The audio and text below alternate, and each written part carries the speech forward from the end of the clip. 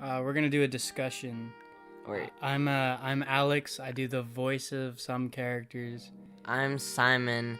I do like the filming and the editing. All right, we do want to do a disclaimer. Episode 6 Yes. it's still coming out. Okay, don't worry. We're We have a little guy coming. all right. Anyway, this discussion is about Bandai. Silly company. The big elephant in the room is, of course, the depleting quality, right? Yes. Over the years, a lot of fans have noticed that Bandai has been going down in quality. Yes, and this is like most apparent in the latest Final Wars releases, such as Monster X or Kaiser Ghidorah and guys like that. And we'll get to Kaiser Ghidorah in a little bit, but Monster X right now I kind of want to talk about.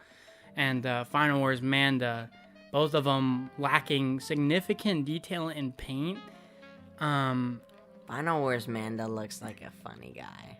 Yeah, he's a pretty silly guy. And obviously I know something that a lot of people like bring into consideration is the prices too. So if you look at old Bandai figures such as Titanosaurus, right? He's like kind of going to be like a big talking point of this, but Titanosaurus had such a beautiful, paint job and sculpt and all that. And if you look at the tag, it says 600 yen, which is Roughly $6. yeah, very, very, very cheap at the time. Now I understand inflation, and now you're looking at about $20 to $15 average for a vinyl in Japan. But quality though has died, so the inflation, I just feel like that doesn't I don't feel like that correlates properly. I don't think that's justified.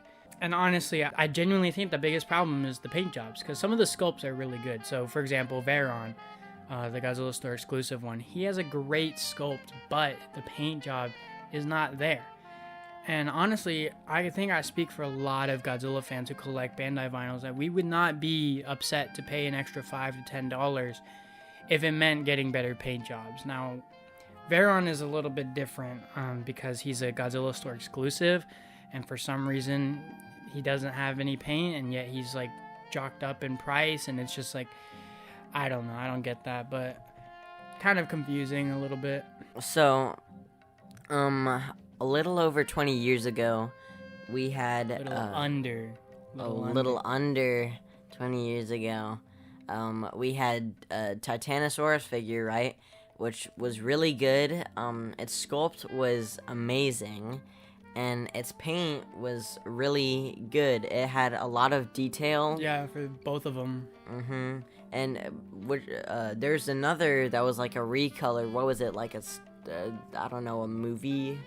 It came in like a box set, yeah. Anniversary box? No, not an anniversary. Well, maybe, might have been, but it was just a box set.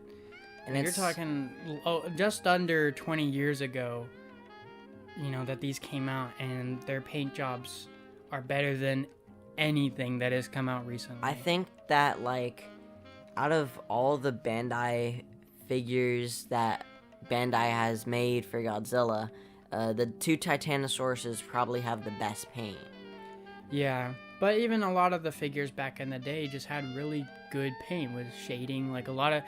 But one thing I wanted to talk about was, weirdly enough, I wanted to talk about how, like, confusing Bandai is, though. So, we just talked about a lot of decrease in quality, but what about the increases? So, one of them is the 1975 Mechagodzilla sculpt. They brought that back for a new Godzilla store exclusive called the damaged version, and for some reason, this one has a way better paint job than even the original one. At least, depending on who you ask. But it's a Godzilla store exclusive, but it shares the sculpt, but it has a better paint. But then why didn't Veron have paint? It's really confusing. And again, the worst ones, I think, that are being affected by this lack of paint are definitely the bugs, such as Mothra and Batra. Like, the underside of the wings are just completely unpainted.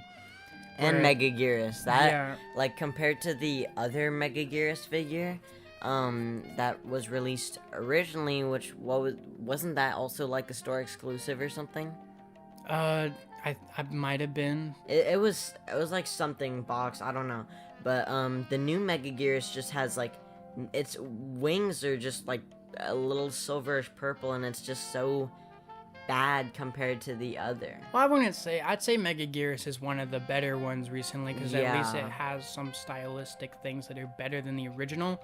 But again, I think the biggest thing that a lot of modern Bandai figures lack is shading, and that does such wonders for detail. And Bandai's gotten really good at their sculpts. I mean, if you look at the old Bandai Gigan, it's nothing compared to the new Gigan, or the current Gigan, which they kind of are reusing.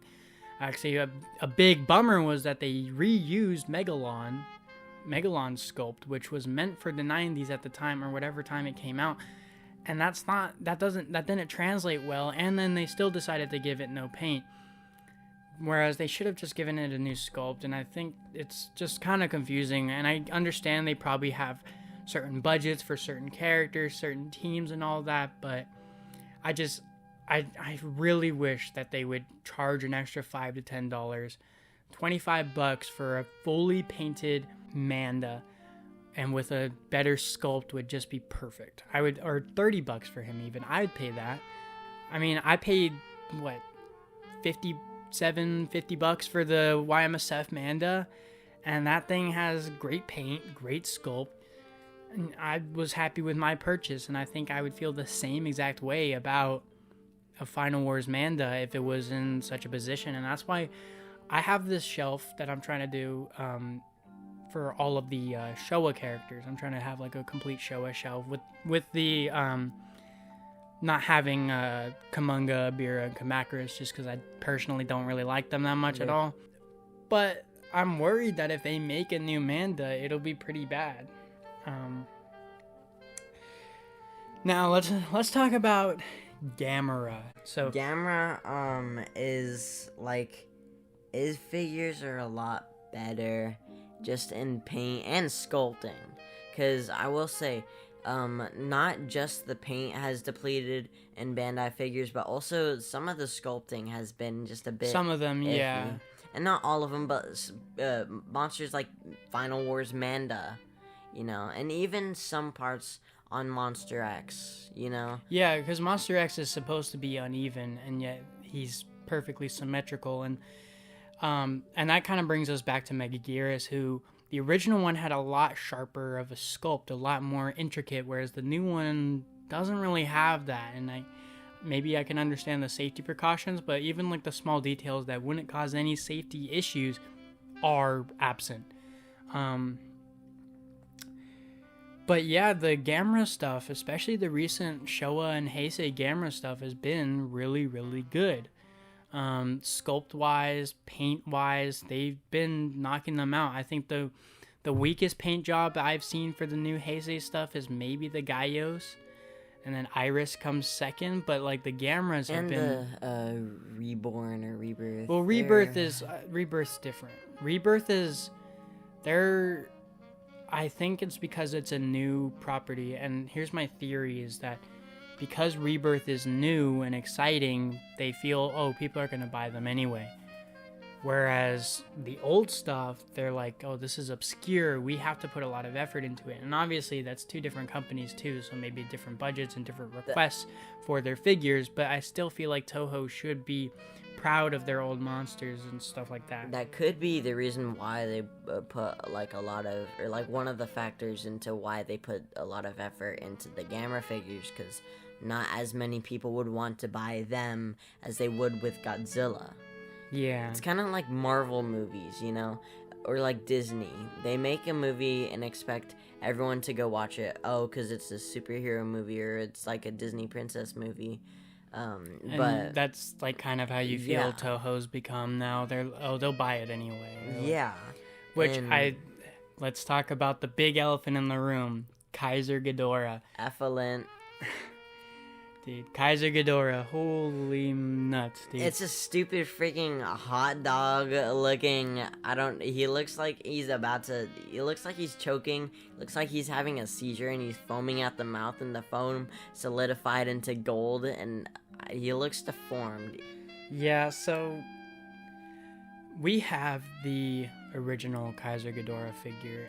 And actually, we put it up for sale because we weren't thinking we were gonna use it for anything, or like we weren't thinking we were gonna want it.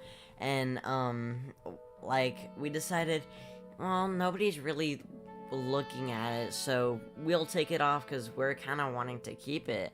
And then just a few days later, they announced that stupid, hideous freak.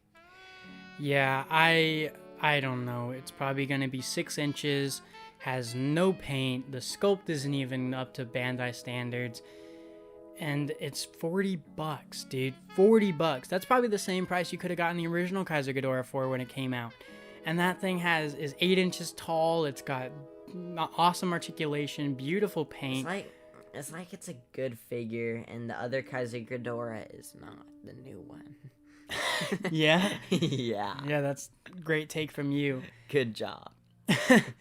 But I don't understand. And I really hope this is the turning point. I hope this is the point where people say, no, we're not going to buy this. And I think that's when maybe we can start making kind of a change. It sounds kind of cringy now that I say it out loud. I don't know. I just don't get how we went from greatness to nothingness. Again, if they basically... Hell, they should have just gotten the original Kaiser Ghidorah, released the 8-inch version with the same exact paint and everything for $50 or $60, and people still would have bought it over this $40 chaos amalgamation thing. I don't know. But the last thing I'd want to end on is whether any Ghidorah figures could ever be good, because I think that's another thing with modern Bandai. I mean, but Bandai's always done this. They always make it all 6-inch. They're never really in scale, which is really frustrating as a collector, but also to people that want to make Godzilla fan films soon, like later down the road. Hint, hint. You know, the Ghidorahs just are so out of scale. You have to use the 8-inch ones, but there's no modern ones. And then if they were to make a modern one, it would be 6-inch, and who knows if they'd even do it right? Who knows if they'd even paint it? That's something we have to be scared of now, is them even painting the damn thing. Any final thoughts? Two guys walk in a bar. Okay. Two guys walk in a bar. Another dude approaches them. He turns into a penguin. Why does Bandai refuse to make good figures now? Alright, well, we're going to end that there. Thank you, guys. Stay tuned for more episodes of this kind of stuff. Bye!